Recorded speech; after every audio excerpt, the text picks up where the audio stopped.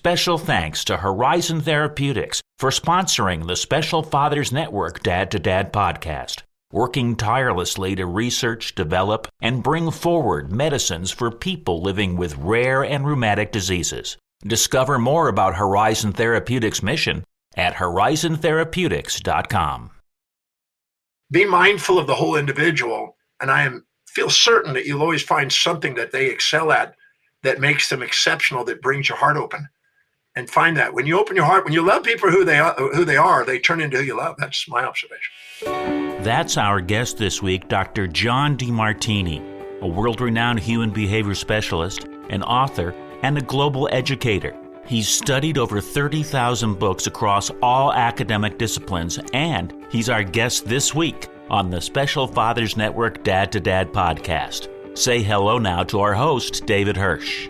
Hi, and thanks for listening to the Dad to Dad podcast, Fathers Mentoring Fathers of Children with Special Needs, presented by the Special Fathers Network. The Special Fathers Network is a dad-to-dad mentoring program for fathers raising children with special needs. Through our personalized matching process, new fathers with special needs children connect with mentor fathers in a similar situation. It's a great way for dads to support dads. To find out more, go to 21stcenturydads.org. And if you're a dad looking for help or would like to offer help, we'd be honored to have you join our closed Facebook group.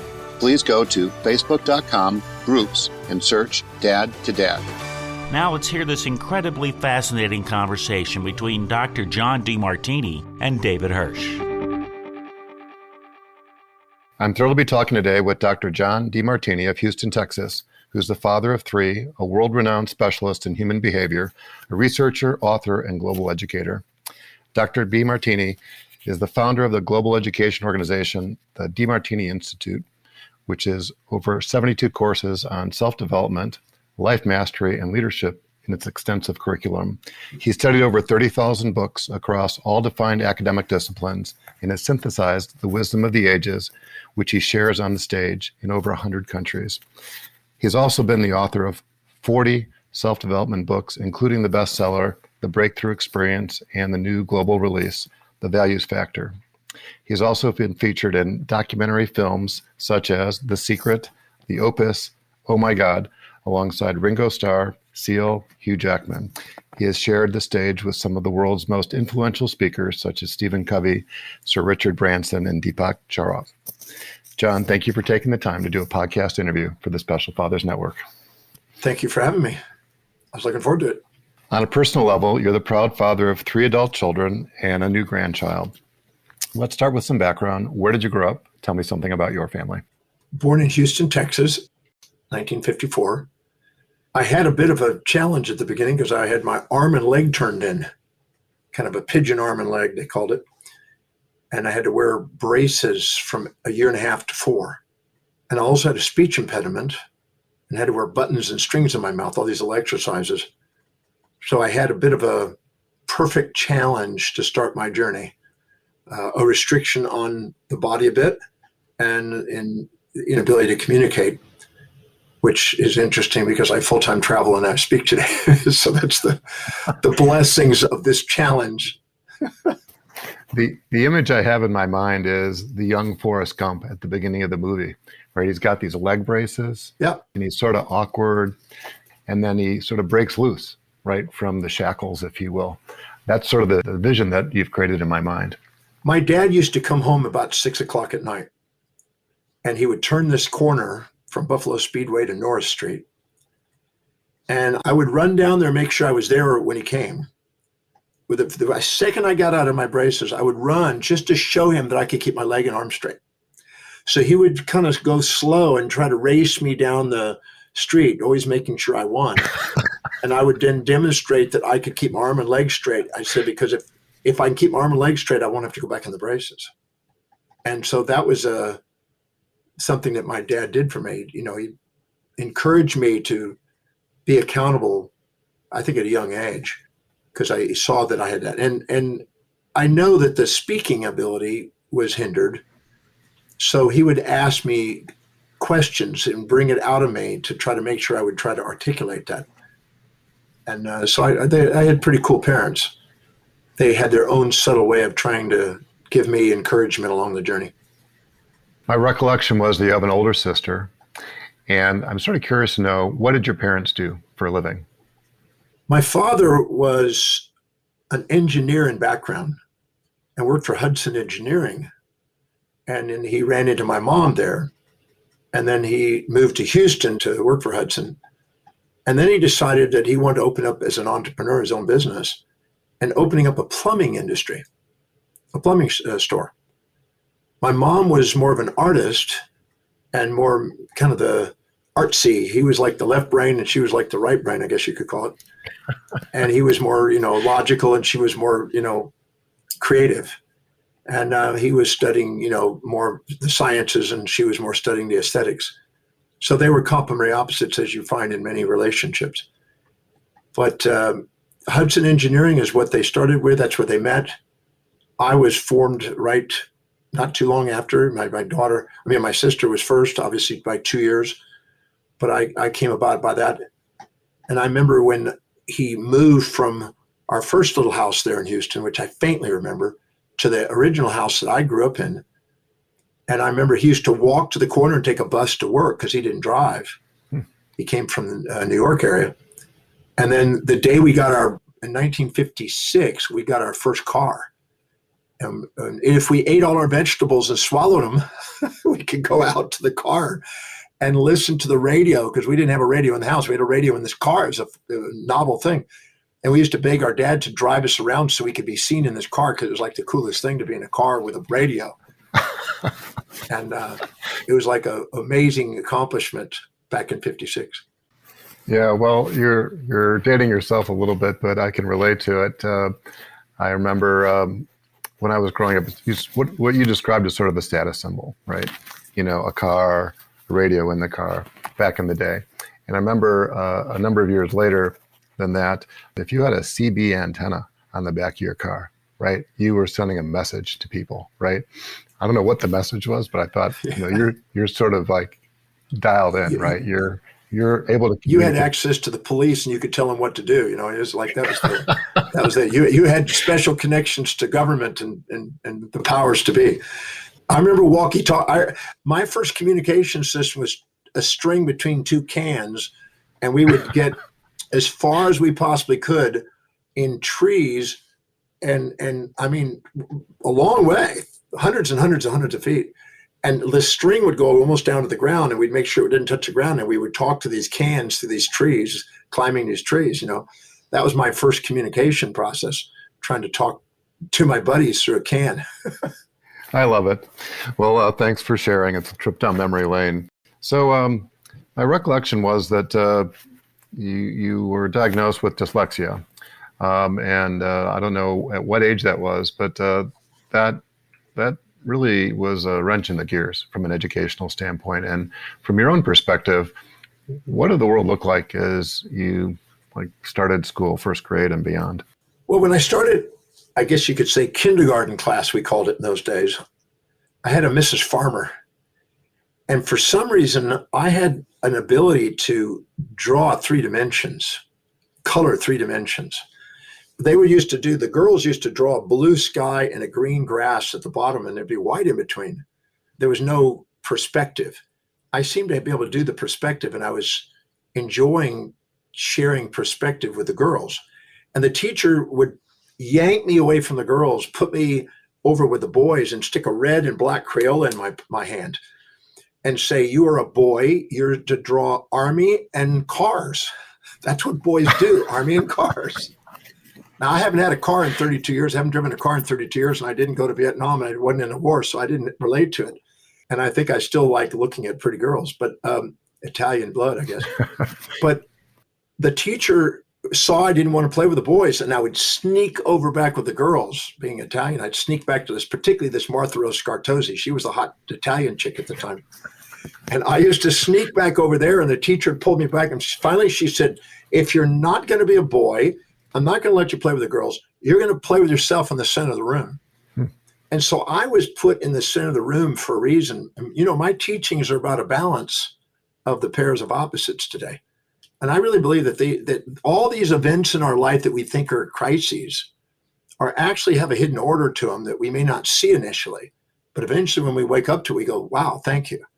But she put me in the middle of the room between the pairs of opposites and sort of an androgynous center. And I look back now and I wish I could thank her, because my work is about pairing these pairs of opposites together. And but when I got to first grade, I had Mrs. McLaughlin, and she kind of looked like a turkey. So we used to gobble when we walk in the room. She had kind of skin that was hanging, and she was up about my age now. I used to think it was old. Now I think it's young, very young. We used to walk in, and she was sort of a disciplinarian, comes from the old school, more autocratic. And we had these big books, Jack and Jill kind of books, and with a pointer, and she'd point up there to the letters, and we had to spell. And no matter what I did, I didn't seem to be able to pronounce the letters properly. And I would swap them backwards. I would write, and I had my hand, because it was turned in, I wrote backwards. And I didn't get it. I just couldn't read and make meaning out of words. Didn't make any sense. And everybody else was doing that, but not me. And finally she said, if you're not going to read, we're going to put you in remedial reading. And then finally she said, well, you still can't do it. And she put a dunce cap on me with Daryl Dalrymple, another kid. And we wore a dunce cap and looked out the window, which I've turned into a wizard's cap now. It's called Lord of the Rings now. So the dunce cap or wizard cap, I had to stare out the window. And she said, well, you stare out the window until you decide to come and read. And no matter what it did, it didn't work, because that wasn't the issue. It wasn't a discipline issue. It was just didn't know how to do it. It just made no sense. And so finally she had my parents come to the school, and she sat them down with me in this little reading circle. And she said, Mr. and Mrs. DeMartini, I'm afraid your son has learning difficulties. It seems like he's dyslexic, and I don't think he's ever going to be able to read, not be able to write properly, because I wrote backwards. I don't think he's going to be able to communicate effectively. I don't know if he's going to go very far in life or amount to much. I mean, she was not being mean. She was just stating the facts objectively based on what she was observing. And so she said, but if I were you, I would put him into sports. Not because dumb people go in sports, there's brilliant people in sports, but because when I got out of my braces, I wanted to run. And the only place I could get acknowledgement wasn't in school, but was running. Because I just started running faster and faster and faster and faster. So I used to run back and forth across the yard and out in the playground. And just, I guess because I was getting attention that way. So she said, put him into sports, which was really brilliant, because I went into baseball and I excelled there. And I went into surfing and I excelled there. And so it wasn't a real learning problem, a kinesthetic learning issue. It was a reading issue, academic kind of learning. Because I could learn how to surf, I could learn how to play ball, but I couldn't learn words and vocabulary and speaking properly. That wasn't working. And I was called the idiot, the dunce, the stupid one, all the basic stuff that you get. And I only made it through school by asking the smartest kids what they get out of the class that day. And I used to walk Martha Rose Scartosi, because she was the smartest girl, opposites attract. She would give me insights on what I got. And I was making it through school by asking the smartest kids what did they learn? And I would remember enough from that, but I just couldn't read and say it properly. So what was your educational experience like through high school then? Well, when I turned 12, my parents moved from Houston, Texas to Richmond, Texas. And we lived in the country. And there's a low socioeconomic, a lot of racial issues. And when I got to school there was no smart kids. Or if they wouldn't touch and talking to me. And I ended up failing. So I dropped out of school. I left home when I was 13 and became a kind of a street kid. And of course, my dad saw that I had learning problems. And so he was trying to make me street smart in other ways. When I was 9 years old, I told him I wanted to buy a baseball and a glove and a bat. And how do I do that? And he says, well, have you mowed the yard? Yeah. Have you trimmed the sidewalk? Yes. Have you edged the sidewalk? Yes. Have you done the shrubs and trimmed them? And have you done the sweeping of the driveway, and you sweeped out the garage? Have you shined the shoes? Have you clipped all the hedges? Have you done this and that? And I said, I've done them all. He said, well, if you don't, I don't have anything else to do. I can't just give you money without doing something. So you're going to have to go to the neighbors. So I ended up going to the neighbors and engaging in activities from weeding to clipping hedges to mowing, etc. And I would use my dad's equipment. And my dad found out because he saw me buying a baseball and a glove and a bat. He said, what equipment did you use? I said, well, the stuff in the garage. He said, well, son, I got to teach you. You got to pay for that. You can't just use that. It's depreciating. So he charged me $750 a week for that. And I was, having to pay for all that. And then because of it, I ended up getting some kids in the neighborhood to help me. And I had 9 kids working for me when I was 9 years old doing landscaping and mowing. And I was doing the deals and selling the deals, and they were doing most of the work, and I was collecting it. And I netted $45 a day, which is about $600 a day today, when I was 9. And I was saving. He taught me how to save, and it was amazing. And then he said, I'm going to start charging you to stay at the house. You're going to pay for clothing, food, and rent. But my dad knew that this was the real world. And he cared enough about me to help me be street smart, to not just be, because I can't do in reading. I'm not going to do academic. I'm going to be in sports. I got to do something. And so he made me accountable, and he says, now you bought your freedom. You can go anywhere on your new bicycle, any direction, as long as you're home at 9 o'clock. That was the only restriction he gave me. 9 o'clock at night, I had to be home. And that was a great gift, because I started traveling when I was 9. I started riding my bicycle 35 miles in different directions. And then by the time I was 12, I was even more adventurous. I started hopping trains, which was not uncommon in those days. And then hitchhiking to different places. I was just an adventurous kid. So by the time I left home at 13, 14, I hitchhiked to California, hitchhiked down to Mexico, went to Central America. At 15, I moved to Hawaii. I was living by myself in Hawaii. That is an amazing story. So if I can just summarize what you said from an academic standpoint, you didn't finish high school. I never finished high school. I took a GED later. Yeah. So that was not in the cards as you were growing up. And my recollection was that you had a passion for surfing, still have a passion for surfing, which drew you out to Hawaii. And then you ended up back in Texas. I don't remember what the circumstances were. And all I recall was that there was a Ted Nugent concert or something that you had gone to. And then the story sort of picks up from there. When I was 14, hitchhiking to California, the very first night, Austin's about 250 miles or whatever, a few hours. And so the very first night hitchhiking away from Houston, I met up with this chick that I met at the beach when I was 13. And we went to the Ted Nugent concert, went backstage and met Ted Nugent. So my first day on the road was Ted Nugent concert, rock and roll. Then I hitchhiked out to California. When I got to El Paso, Texas, I just happened to be confronted by some cowboys. I was a headband, sandal, hippie kind of kid. And I met these 3 cowboys in the street, and they were about to, get rough with me. I didn't know what to do. And I had a surfboard, and I was, hitchhiking through El Paso, Texas, which is in the surf capital. And they were confronting me, and I didn't know what else to do except bark and growl at them. And when they moved aside, thought maybe I was on drugs or something. And as I went past them, there's a guy on the street corner leaning on the lamp post, just laughing his rear end off because he saw this kid barking at these guys. They thought, what a weird thing to do. But he came up to me and says, can I buy you a cup of coffee? I said, I don't drink coffee. Can I buy you a Coke? So this guy takes me to this Coca-Cola swivel chair place, malt shop, have a Coke. And he says, are you a runaway? I said, well, no, not exactly. I mean, I'm sort of hitchhiking, but I'm not really a runaway. My parents know that I've left. He said, well, are you finished your Coke? And I said, yeah. He says, then come with me. I got something to teach you. And he took me another couple blocks to this downtown El Paso library. We went in the place. I had to leave my stuff outside with the information booth lady. We walked in there, sat me down at a table. We went off to the bookshelves, got 2 books, put them on the table.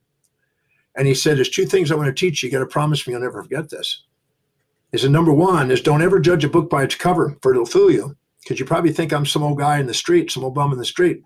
But young man, I'm one of the wealthiest men in the world. I've got planes, and I've got ships, and I got homes, and I got businesses. I'm one of the wealthiest men on this planet. He says, don't ever judge a book by a cover, it'll fool you. And I thought, it looked like some old guy on the street to me, but that's what he said. Then he says, number two, he took my hand and he stuck them on top of the books, and it was Plato and Aristotle. And he said, you gain the wisdom of love and the love of wisdom. There's only two things they can take away from you in your life, and that's love and wisdom. You gain those, and you learn how to read, boy. I wear cufflinks called love and wisdom today because of that. And my whole life is dedicated to the love of wisdom and the wisdom of love. So that man had an impact on my life, and it turned out that he was Howard Hughes. Howard Hughes was doing an El Paso natural gas deal for a brewery in Austin, Texas, and just happened to be there. And when I found that out later in life, I didn't know then, but I later found out and put the puzzle together because I met with some of his family. And I was just blown away. When I saw the picture of that, I got tears in my eyes. It was just the most amazing thing to meet this guy. And he's the one that told me to get love and wisdom, which has impacted me. So Ted Nugent and this guy, all within the same hitchhiking. Then I ended up getting out towards California, farther down the hitchhike. And this guy that gave me a ride in this Volvo picked up this other guy that was a gem collector in the desert. And he talked the Volvo driver to going out of his way to take him where he wanted to go and paid him an extra $10 for gas. And we ended up going to Timothy Leary's ranch in Idlewild, California. And so I met Timothy Leary on this trip. So I'm meeting amazing people on just one tour out to California. And finally I make it to Huntington Beach, California, where the big surf was for California. And I met all the surfer guys, and my life of surfing began even on another level then. But I somehow was synchronously meeting these amazing people throughout my life. I mean, I've met 4,000 people that have do great, amazing things in the world today over these years. I really believe there's a higher order sometimes in our apparent chaos that we don't see at first. Yeah, well, the way I think about it is that you can't connect the dots looking forward. You can only connect the dots looking backwards. Absolutely. And see how things have come together. It is pretty amazing. I know that you had a life and death situation as a teenager too. What was that about? Well, I finally panhandled a lot of money in Huntington Beach, California, from the girls on the beach. And I made enough money. It only was $86 to go to Hawaii from LAX. So I flew to Hawaii, and the first night I stayed under the Kamehameha Highway Bridge. So I slept under a bridge and lived under a bridge for a while at Sunset Beach. And that was too noisy there. So I ended up going to Iikai Beach Park, which is a few blocks away. And I lived under a park bench there because it was safe from the rain. And then when it did rain hard and windy, then I would go into the bathrooms there. And then I found an abandoned car. And finally I got a tent. The guy was leaving, and he just, dirt cheap, I got this whole tent. And so I had to move from that park down to another location in a jungle to stay. So I built me a grass house Tarzan kind of looking thing with this tent. And I kept social climbing. It was like a social climbing process. And I was surfing literally 11 hours a day on the days the surf was due. I was surfing all day long. And I was a surf frat, I got in some surf movies and surf book and surf magazines and stuff. And I was in the B class. There was like the top 12 and the top one. I was like in the next class. Okay. And I did pretty good. And then I almost died by the time I turned 17, after being there a couple of years, I almost died. And in the recovery of that process, I was led to a little health food store and led to a yoga class. And I ended up listening to a guest speaker named Paul C. Bragg. And that night, this Paul C. Bragg spoke. And he was so inspiring. He was so present. It was so amazing when he spoke. He was so authoritative. You just knew he was telling you something solid. And he basically said that, what we say to ourselves, what we think about ourselves, what we feel about ourselves, what we see for ourselves, and the actions we take every day determines our destiny. And that no matter what's going on in your life, what in the past doesn't as matter as what you decide to do today. And then he said, you want to set goals for yourself, your family, your community, your city, your state, your nation, your world, and beyond to 100, 120 years. And then he shared with me things that nobody really shared. It made me, for the first time in my life, instead of saying you'll never amount to anything, the idea that I could do whatever I decide in my life. And I realized that I really did do that, because I am in Hawaii surfing, living a life that not everybody gets to live. And that was the night I decided in my mind, the first night I ever believed in my life, that I thought maybe I could be intelligent and maybe I could read. And I had this feeling and vision that night that I could be a teacher, an intelligent person.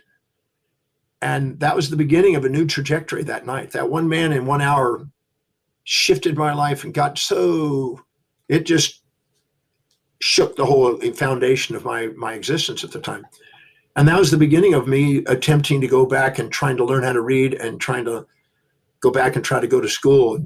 So I eventually left there and I ended up hitchhiking, flying to LA and hitchhiking back to Texas and taking a GED, which is high school equivalency test. And I eventually passed that and started on my journey to learning how to read and learning how to write. And it was a slow, steady, one word at a time kind of project until I was able to become a scholar. I eventually led the fields, and once I learned how to read, I never stopped reading.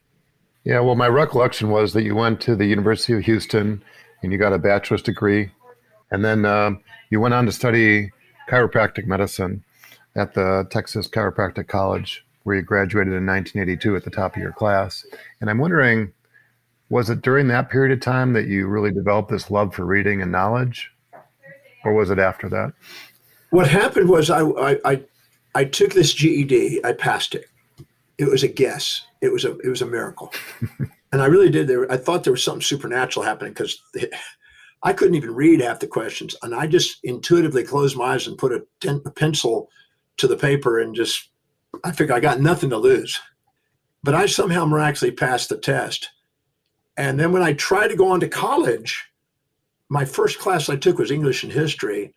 And I thought that miracle was going to keep happening, and it didn't. And I ended up getting a 27. You need a 75 or 72 to pass, and I got a 27. And when I saw that, I was so humiliated, so embarrassed when I saw that. And I saw everybody else is up there, and I kept looking, where's my name? It's not up there. Where is it? And then I looked at the very bottom, and it was down there, and I was going, oh, God. And I didn't want anybody to see that.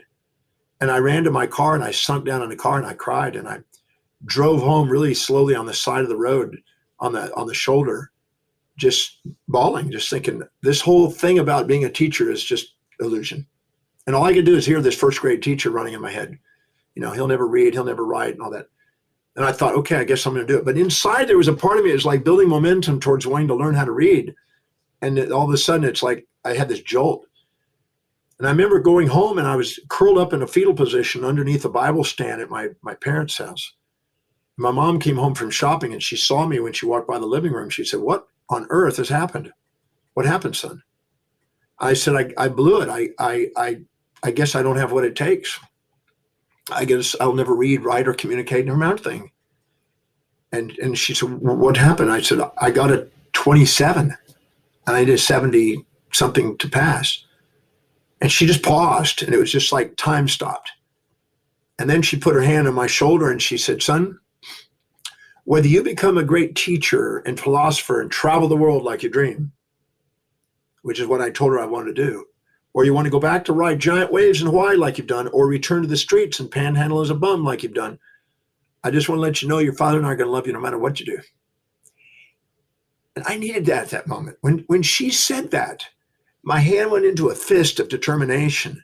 And I said to myself, I'm going to master this thing called learning and studying. I'm going to master this called reading. And I'm going to master this thing called teaching and speaking. And I'm going to do whatever it takes. I'm going to travel whatever distance. I'm going to pay whatever price to give my service of love across this planet. I'm not going to let any human being, not even myself, interfere with this now. And it was this unbelievable no turning back determination moment. And I went up and hugged my mom and I gave her a big thank you. I went into my room and I got the Funk and Wagnalls dictionary out and decided I was going to memorize 30 words a day. And my mom was going to test me on it. And I could speak it, spell it, pronounce it properly, use it in a sentence. And I would spend a lot of time on getting those 30 words done. We go over and over and practice and over and over and over. And 30 words a day at the end of 2 years is a lot of words. 30 words times that, that's 20,000 words you got that you didn't have. So because I developed that little skill and I started reading and using the words and looking up dictionaries and looking at encyclopedias. I ended up eventually reading 8 complete sets of encyclopedias to try to catch up, and read dictionaries. I didn't stop. And by the time I was almost 19, my mom said to me, "What do you want for your 19th birthday?" I said, "I want the greatest teachings, the greatest writings on the face of the earth by the greatest minds who ever lived." And she said, "You sure you don't want a t-shirt?" I said, "No, I want the greatest teachings on the face of the earth by the greatest minds who ever lived." And she goes, "Okay." So she called her brother, who was my uncle Ralph, who was an MIT professor at one time and a chemist and physicist, really bright guy.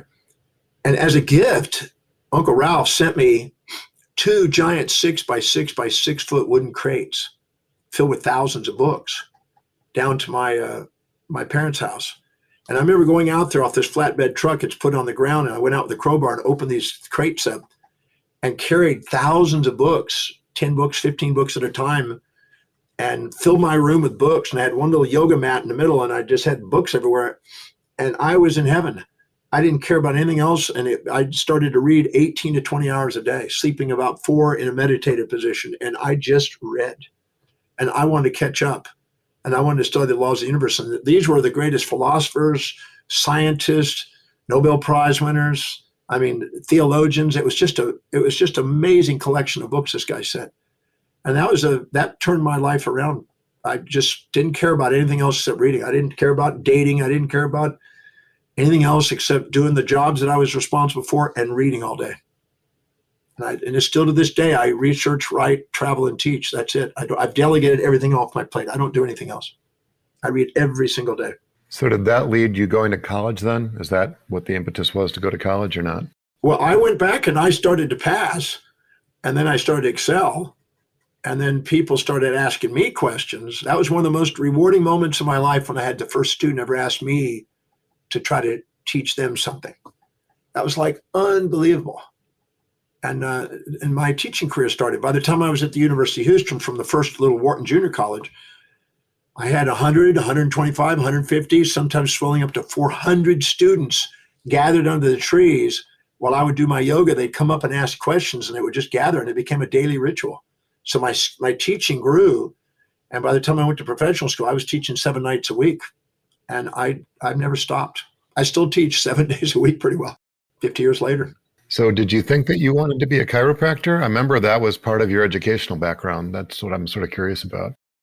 I wanted to be a teacher, healer, and philosopher. Okay. Healing, I didn't believe that there was a deficiency of drugs or an excess of organs. I believed that there was a power inside the body to bring healing. And I was interested in, how do I awaken up the fullest potential in a human being from within? Not how do I blame a bacteria and how do I take care of it with some magic bullet. I didn't believe in extrinsic causes and effects. I believed that we had the power that made the body. We had the power to heal the body. And I'm so grateful that I went that path, because my whole philosophy was matching my philosophy. And today it's still part of the core of what I still do. So I'm very grateful for that, going that path. That's fabulous. So other than your own early year experience, where you'd mentioned your arms and legs were not straight, and you had this, what was diagnosed later as dyslexia, have you had any exposure directly or indirectly to the world of special needs? Well, I've run across families that I've gotten to consult with on how do I manage that. I've run into friends that have brothers and sisters. I've run into people that have attended my seminars. I've seen people who are in sports, because, there's now whole sports systems for special needs that they excel at. I had a lady recently that is special needs, but she's gold medalist. And so over the years, I've done that. I've also spoken in Canada. I had the opportunity to speak to a special, needs school. And so it's been interspersed in my life throughout. And of course, it's special to me because, I kind of have some small reference to that reality. Small, and not the same as what some have, but small reference to it. And what I found out is that there is no shortcomings. There's a transformation. When I started studying kids that were autistic or whatever, for instance, I found that they always had something they excelled at. It was if nothing else, it was the love and affection that they had. And people go, God, I wish I could have that type of love for my family or love for people. And they had the greatest spirit. And so I always say there's never a area of weakness without a strength that's there. And instead of focusing on the weakness, honor both of them because they both come as a pair, and honor the strength and let them concentrate on that. So, I've seen people that may not be able. I know a young boy that was supposedly autistic that could read 40 books a day. He's a student of mine. He reads 40 books a day, but he couldn't speak. He couldn't tie his shoes. He couldn't do these other things. And I'm thinking, whoa, here's a kid that's a genius. He's like, off the charts. But over here, he's not able to do certain things. And so I'm a firm believer that there's never a window that shuts without a door that opens. And so instead of looking at where the window is shut or whatever, look at where that other one is and put the two together and realize that that's worthy of love. You will never find somebody that doesn't have a trait you like and a trait you dislike, or a strength and a weakness. I'm an idiot when it comes to, driving a car, telling you what's going on in sports, cooking. I'm useless there. But when it comes to human behavior, I'm pretty good.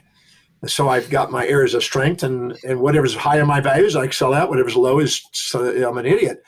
So I'm both those, and I think everybody else has strengths and weaknesses like that. And you want to honor that package, because that's the unique package that those people have that we're sometimes not catching. That everybody's got a unique pair of things that are strengths and weaknesses and likes and dislikes, but don't concentrate on one and put a label on people that way.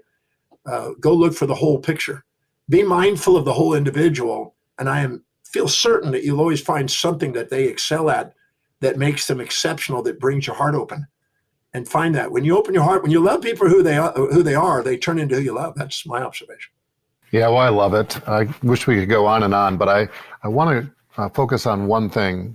There was a podcast that you did, and you have a weekly podcast as well.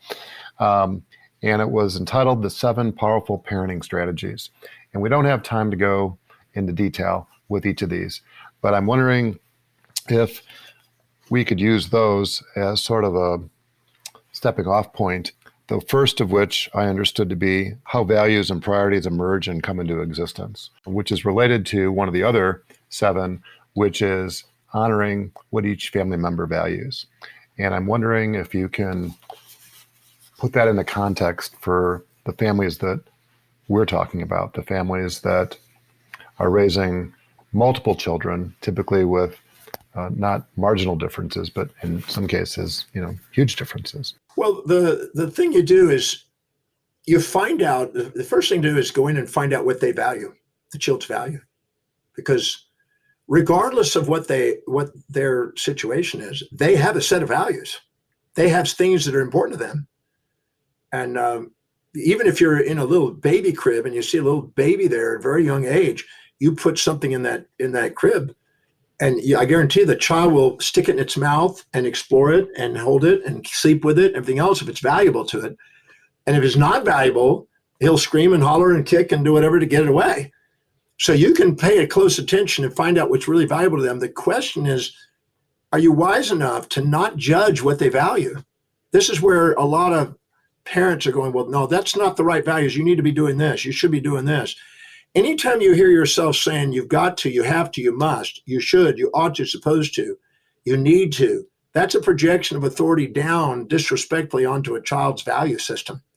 Instead of finding out how that value system is part of your dynamic in the family, because there's no mistake why they have those values. They're balancing out a family dynamic that you're not seeing, possibly.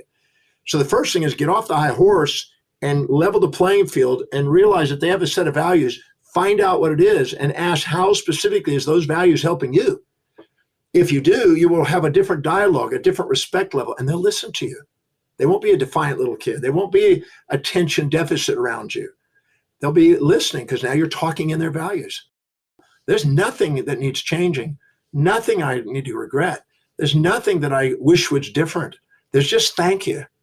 And anything you can't say thank you for is baggage. Anything you can say thank you is full of fuel. And that includes having special needs children. That includes watching them develop and watch them go through the challenges and watching them coming out and being, creative and not seeing this in the way, but seeing it on the way. I think that's very powerful, and exemplifying that possibility for your children and for anybody for that matter. I think that as Einstein said, the greatest teacher is exemplification. So I want to exemplify a life of gratitude. That's an executive governed life that is fulfilling, in my opinion. If you're not grateful, you're missing out on life. You keep comparing your current reality to an unrealistic expectation, fantasy, or delusion about how it should have been or would have been, or instead of just honoring the way it is and how is right now helping me fulfill my mission in life. How is whatever's happening helping me achieve something extraordinary? And what is the highest priority action I can be doing right now to help me do that? We'll be back with more of the conversation on the Special Fathers Network Dad to Dad podcast in just a few moments. But first, this quick message. Please help 21st century dads gather research on families raising children with special needs by having them complete the Special Fathers Network Early Intervention Parents Survey. A link to the survey can be found in the show notes. As a token of our appreciation, each person, mom or dad, who completes the survey will receive a Great Dad coin. Thank you. Now, back to the conversation. That's why I think love is still the greatest, most powerful healer and the most powerful teacher and the most powerful transformer that there is. Because when you have sort of a moment of unconditional love, just like my mom had with me when I was 18, that woke up inside me a transformation. I was about to throw it in and throw the towel in the thing and just go back and surfing because it was the easy path. But when she had an unconditional love for me, that shifted the dynamic and pulled out of me something that was a deeper determination. And I really think if you love people for who they are, they turn into who you love. You get to help them transform and follow their authentic pathway, whatever that may be. And can I share an interesting story? I got to share this story. I don't know if this fits or not, but I'm just going to share it. It's not exactly special needs, but it's sort of. So I was speaking in Austria at the Milk Abbey to 200 people from around the world. And we were working on solving 6 world problems at the time. And we had Muhammad Yunus and the Dalai Lama and Wolf Singer and Paul Nurse and 12 speakers there. I was one of the speakers. And I met with Paul Nurse, who's a Nobel Prize winner. He got his Nobel Prize in biology of the origin of life and the genetic code. So he's a genetic background and a biology background. When he found out he got the Nobel Prize and they were selecting him, they asked him to put together an authentic biography that had to be accurate about his life. Well, when he went and researched his biography and his life, he discovered something he didn't know, that the parents he's had all his life, this is 50 years, wasn't his parents. It was his grandparents.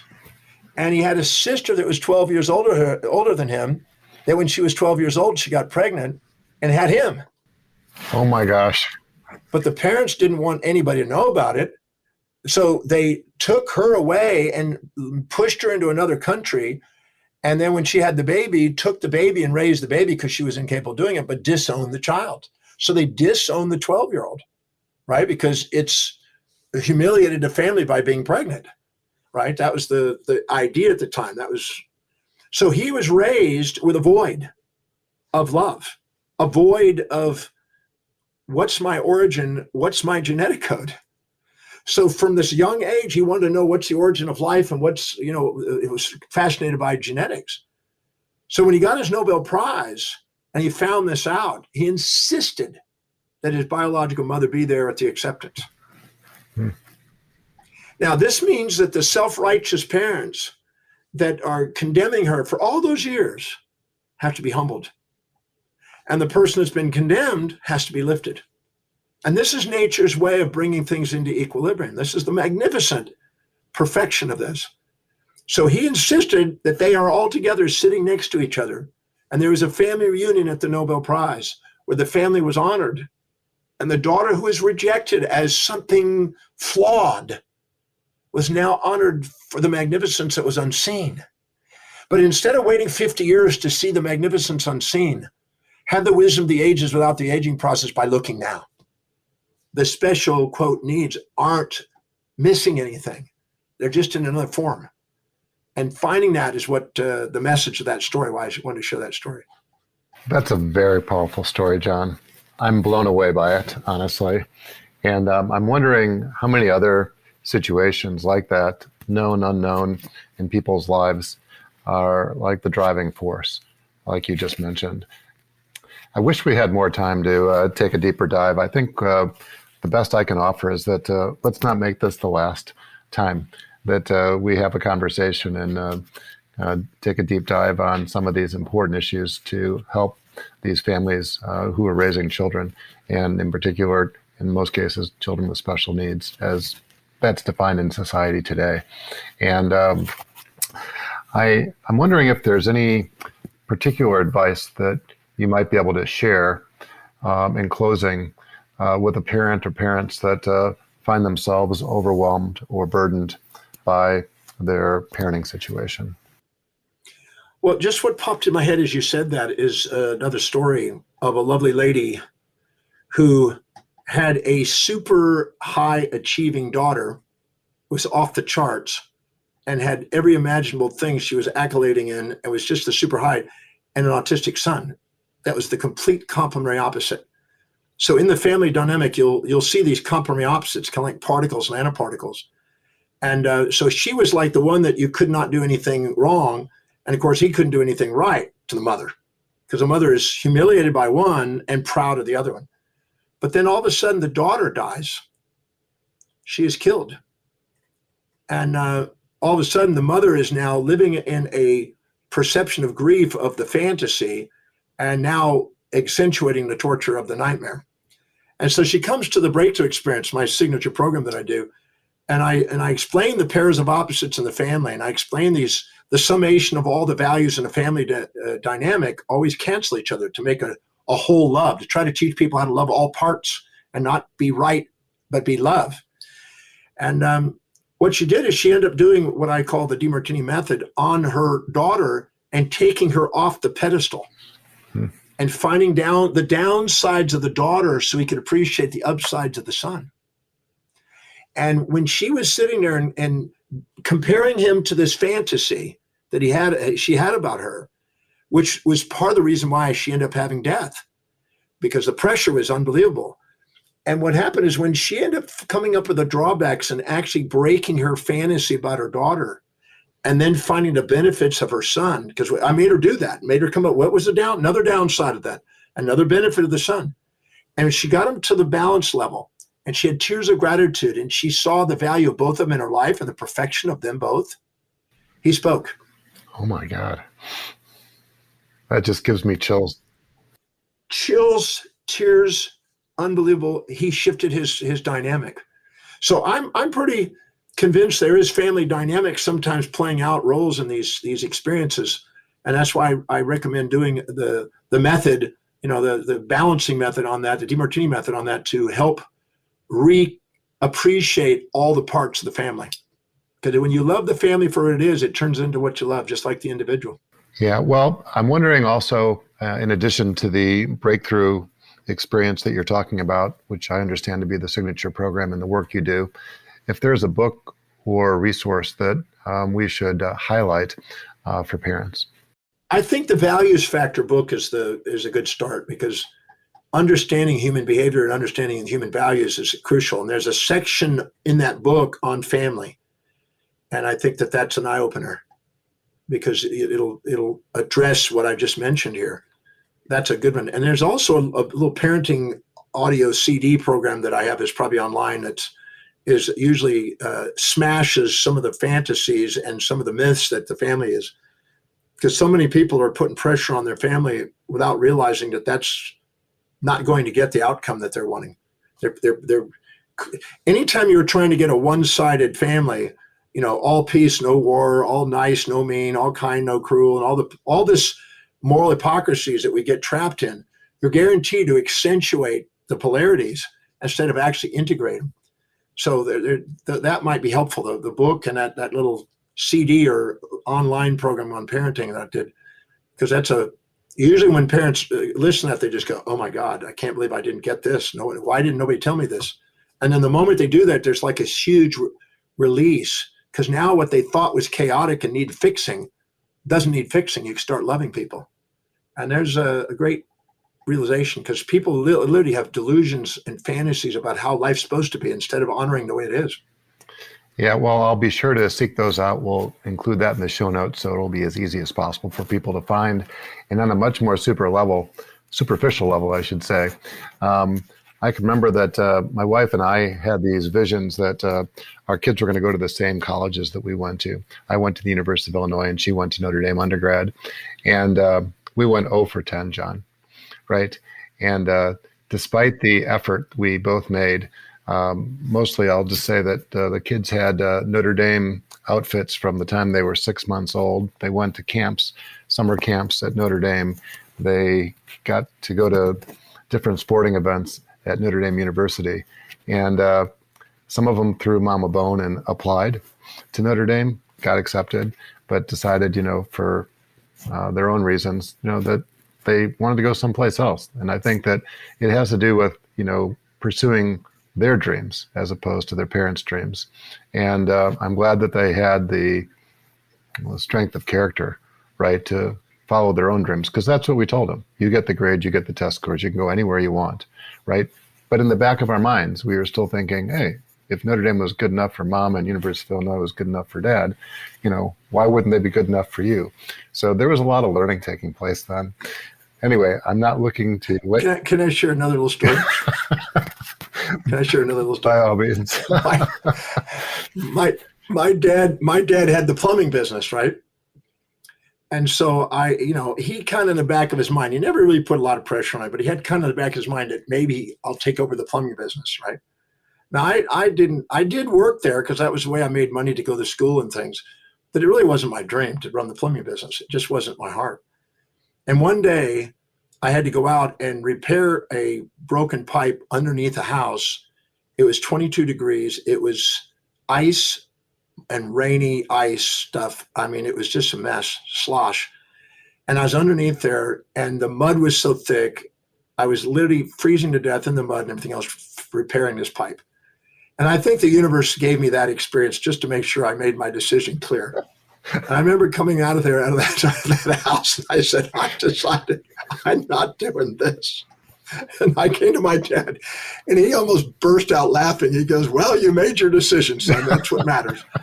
And the following day, I went and got a job over at Texas Heart Institute in the health field. And it was really quite funny. And I got to meet some amazing heart specialists. I think that was more in line with what I would really want to do. And but that was the perfect thing. My dad never really put pressure, but you could smell it in the air that he go, you sure you don't want to take over the company, son?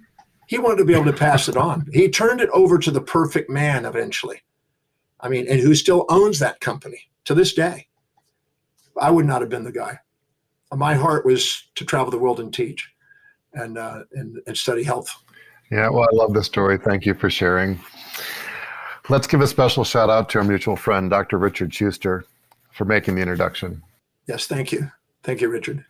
If somebody wants to learn more about the DeMartini Institute, your courses, your books, your podcast, or to contact you, what's the best way to do that? All they have to do is go to drdemartini.com, DRDEMARTINI.com, drdemartini.com. And they can spend the rest of this life on the website. There's so much stuff on there. And even if they're not a believer in reincarnation or a Buddhist or a Hindu or something like that, and they're Christian, they may have to believe in reincarnation just so they can read everything that's on there, because it's going to take more than one life. There's so much information on there. But I'm joking. That's just a joke. But you can devour and watch YouTubes, and there's hundreds and hundreds of articles on TV and radio and newspapers and magazine articles and stuff that you could just go anywhere you want. It has the titles. You can look and find the ones that might resonate with what you want to read. And then there's live programs, and there's educational products that just take advantage, just take a look at it and do the value determination process. That's an exercise that's worth doing. Yeah, well, thank you for sharing. I'll be sure to include that in the show notes. And there is an extraordinary amount of information there, more than anybody could possibly get through in any reasonable period of time. And I think that part of it is just navigating, right, the resource. And I can highly recommend it. John, thank you for taking the time and many insights. As a reminder, John is just one of the individuals who's part of the Special Fathers Network, a mentoring program for fathers raising a child with special needs. If you'd like to be a mentor father or are seeking advice from a mentor father with a similar situation to your own, please go to 21stcenturydads.org. Thank you for listening to the latest episode of the Special Fathers Network Dad to Dad podcast. I hope you enjoyed the conversation as much as I did.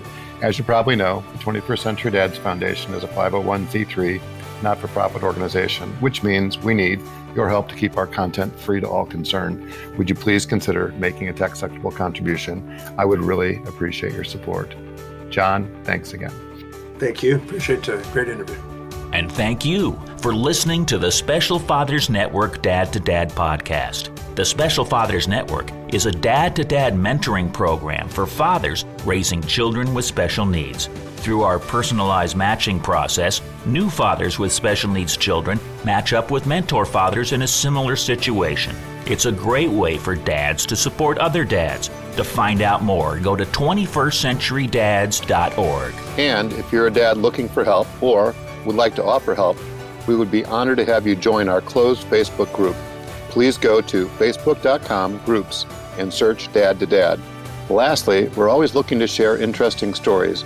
If you'd like to share your story or know of a compelling story, please send an email to david@21stcenturydads.org. The Special Fathers Network Dad to Dad podcast was produced by me, Tom Couch. Thanks again to Horizon Therapeutics, who believe that science and compassion must work together to transform lives. That's why they work tirelessly to research, develop, and bring forward medicines for people living with rare and rheumatic diseases. Discover more about Horizon Therapeutics at horizontherapeutics.com.